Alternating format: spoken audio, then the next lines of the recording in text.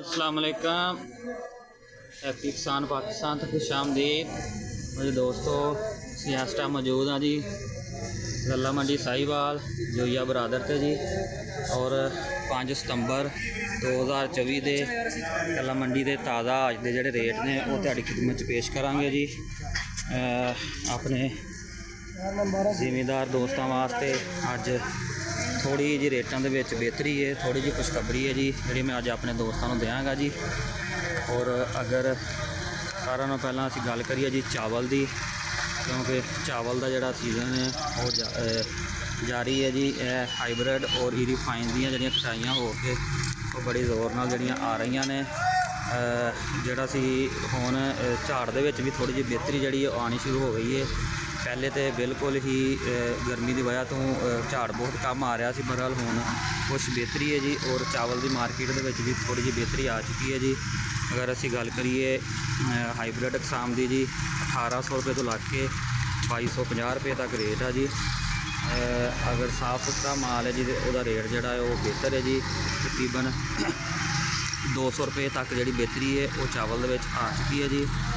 Refine का rate जोड़ा 2000 रुपये तो लग के 2450 रुपये जी।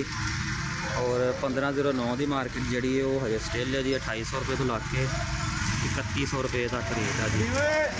1509 का जी वही जी आम जो साहिवाल गला मंडी बहुत कम है।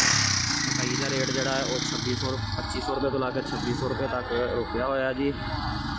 अगर दूसरिया मंडियां की और बाद यूट्यूबरां की गल करिए जी उन्होंने तो रेट जोड़ा 3000 तो उपर उन्होंने पहुँचा दिता। बहरहाल साहिवाल गला मंडी का जोड़ा मकई का रेट है वो 2600 रुपये है जी टॉप का। और कपाह के रेट के भी काफ़ी बेहतरी है जी, बारिशों नाल काफ़ी नुकसान किया है कपाह का भी। बहरहाल रेट जोड़ा वो बेहतर है जी।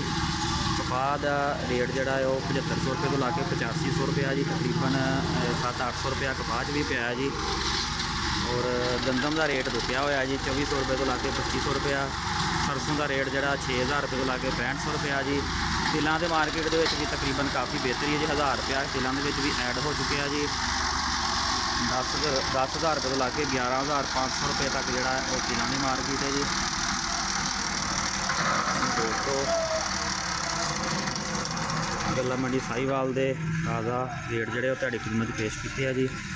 वीडियो अच्छी लगे लाइक कर देना, दोस्तों को शेयर कर देना। और मैं रिक्वेस्ट कराँगा जो दोस्त हैप्पी किसान पाकिस्तान के नए हैं हैप्पी किसान पाकिस्तान सब्सक्राइब कर लो, बैल आइकन दबा लो ताकि मजीद इस तरह के वीडियो तुहानूं देखने को मिलते रहन। अल्लाह हाफिज़।